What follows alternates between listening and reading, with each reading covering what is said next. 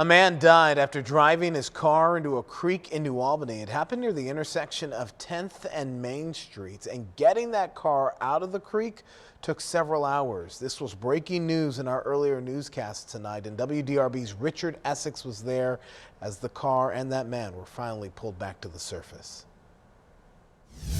After 6 hours, the car that had gone down the embankment and into the creek has been pulled out. The chief of police said it's the most difficult recovery he's ever experienced. They got to be down in there. I said, ain't no way. I said, that car got to be down in the creek. They said, no, it ain't, no, it ain't. I said, I guarantee it is. And he was right. The driver of a small SUV drove right off the road and into the creek. Police say the driver did not survive. It's possible that this was a medical issue, but obviously I can't conclude that.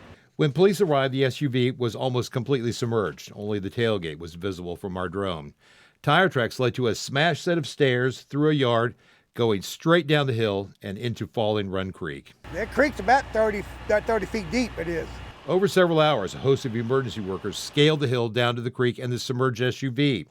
At one point, around noon, emergency workers and a diver had fastened cables to the SUV, and the vehicle with the driver inside was headed out of the water, but the cables broke. They had it rigged at one point. There was a failure of that rigging, and it had to be re-rigged. The second attempt to pull the SUV to the surface took almost 5 hours. By this time, the driver's family had gathered anxiously awaiting as the clock ticked away the hours.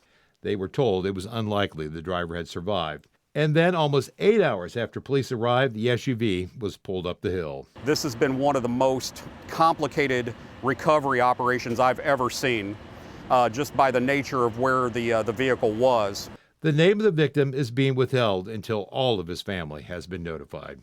With photojournalist Greg Shapker, Richard Essex, WDRB News.